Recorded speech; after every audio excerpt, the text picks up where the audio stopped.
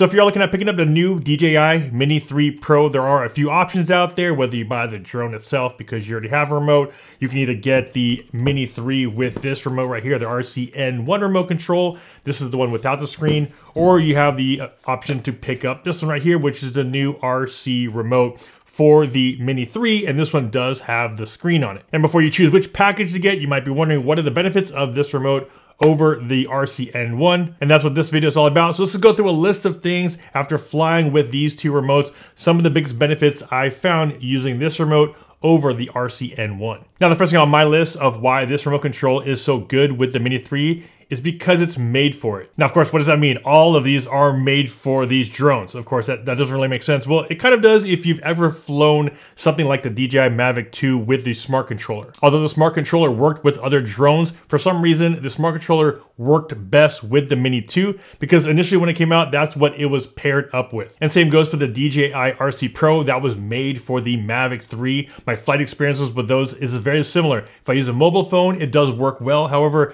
it feels a lot better with the RC Pro when I fly the MAVIC 3. So that's what I mean when I say it's made for it. This is actually paired up, coming at the same time, and it just always works best. Even though I can fly with my phone with the N1 remote control, I have such a better experience with this remote when I'm flying the Mini 3. And of course, the obvious benefit here, you don't need a phone like you would with the RC-N1. You have to actually hook up your phone here to the top of the remote control. You don't have to hook up your phone anymore because you have an integrated screen right here at the bottom of the remote. This cuts out some of the complexity of hooking everything up. That way, if you want to get up in the air faster, you have that integrated screen. So all you have to do is power up the drone, and you're ready to fly. Now, one thing you will notice if you use the DJI RC over your phone is that a lot of times if you're out there flying with your phone and it could be very hot outside, it will automatically start dimming. Much like the RC Pro and the smart controller, I don't have that issue of dimming on this screen right here where I do a lot of the times when using my phone. Next benefit of that integrated screen too is you don't have to deal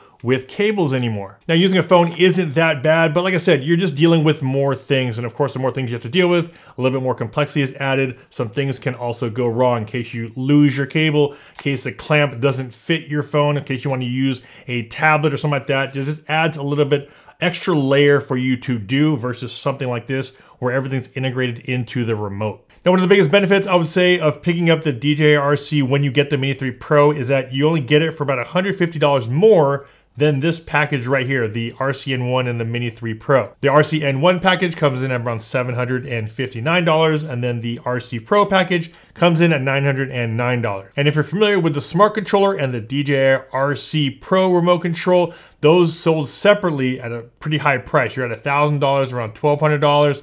Now, this one isn't sold separately yet, but I definitely don't believe it'll be sold for $150. It'll probably be sold for a lot more than that if they end up selling this remote control separately. And as far as screen display, you do have 700 nits of brightness on the screen. So depending on which phone you're using, 700 nits definitely is really good to use in bright daylight. The RC Pro does have 1,000 nits, so it does have a lot brighter of a screen. So depending on what phone you use, you might have a lower or higher brightness of your screen, but letting you know that the brightness on the DJI RC is 700 nits. Next thing we'll talk about is the custom buttons, which we don't have here on the N1 remote control. We don't have any custom C1 or C2. We do have custom buttons on the new RC. We do have a C1 and C2 right here in the very back. Now, even though we don't have the C1 and C2, we do have that function button, so you are able to do some custom programming right here. However, having it right here on the very bottom makes it really easy. I like to use this one for moving my camera up and down, and the one on the right, you have a couple options there if you want to jump into your camera settings, go from follow to FPV mode. So there's a couple different settings there, and it just makes it a lot easier here, where on this remote control, you actually have to toggle through that function button here at the very top left. Now, besides the USB-C port here at the very bottom, which is used to either charge your remote control or transfer your files off of it, there's a little flap that opens up and you're able to put in a micro SD card, as well as there's another USB-C called host. Now, the one thing to note with the DJI RC is it does have internal storage, which is really good. However, it's only 8 gigs internal, and the thing is, almost all of that is taking up by the software. Right now it does say there's 8 gigs internal, but 6.19 of that is being used by the system, which means if you ever want to screen record, you're going to have to put in a micro SD card in there. And actually it tells you that there's not enough room and you're going to need to put a micro SD card in the bottom slot. And next we'll jump into that other USB-C port here, which they're labeling host. Now at the moment there's no real function of this port except you can actually use it as an external charger, which means if you wanted to charge something externally like an action camera or your phone, you can actually use that host USB-C port right there. I know a lot of people, including myself, would like that port to be able to do external video. Maybe you have USB-C to HDMI out, hook that up to a TV, or possibly hook it up to some goggles. I did test out the USB to HDMI port, does not work. I also tried it with my goggles, they do not work. I don't know if they're gonna be opening it up in the future. That's something that I know that we have on the RC Pro. They might just keep it on the RC Pro and limit this one a little bit. So if they do come out with it, I'll make sure I do a little follow-up video on that. Next thing we'll talk about is the additional scroll wheel we have on the new DJI RC. We don't have the scroll wheel on here on the right-hand side. You just have the photo, video, record button here, but you only get one scroll wheel. And that scroll wheel on the N1 is for you to move that gimbal up and down. The scroll wheel here that they added on the right-hand side of the DJI RC allows you to use the zoom function. So you're able to have nice smooth zoom with the right one. And then on the left one, you have the gimbal control. And keep it on the top of the remote control. The one thing I do like is we do have these separate buttons, one for video and one for photos. On the RC-N1, you do have the toggle switch here, which allows you to switch from video to photo. And then you, based on which one you are, when you hit record here, it'll then either record video or record photo. I like being able to shoot video, and then when I'm done shooting video, all I do is press the photo button and it'll automatically switch from video to photo. You don't have to actually hit a switch toggle. So just start switching it by hitting the button. It'll switch now to photo, and then you're able to take photos. And if you wanted to start recording, just start hitting record on the video side. It'll automatically switch over to video. Now, when I first got the remote controls, the one thing I did notice is that it's a lot deeper here in the back, and I really like it. Gives you a lot better grip versus the N1. That's one thing you will definitely notice between these remote controls.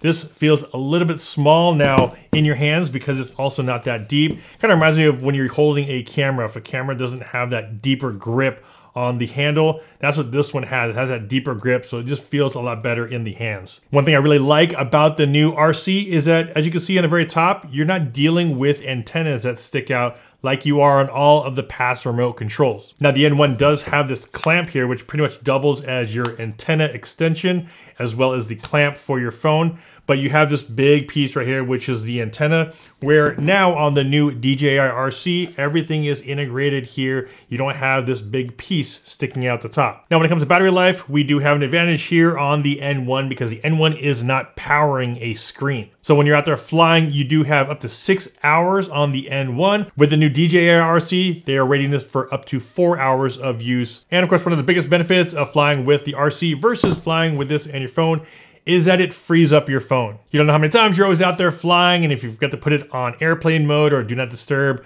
you're flying and then you have an alert, you have notifications that come up all the time on your phone. Another difference between these two, if you were to use an Android device or a mobile phone on here, of course, since it is a mobile device, you're able to put in a bunch of your other apps on there that you might want to use. Here on the DJI RC, right now it's only limited to the DJI Fly app. So if you're dependent on using other third-party apps, you might want to go the route of this right here with your phone. Just letting you guys know, at the moment, you are not able to install any third-party apps on this remote control. Just the DJI Fly app is what is installed. Now, at the time of recording this video, the DJI RC, as of right now, is only compatible with the DJI Mini 3. But if this is your first drone and you're going to be getting your full package for the first time, just want to show you guys some of the differences here. If you're looking, should I upgrade? Should I move up to the DJI RC, or can I just go with the RC-N1? Hopefully this video was helpful for those people that are doing that research. Make sure you guys are subscribed to the channel. Make sure you turn that bell notification on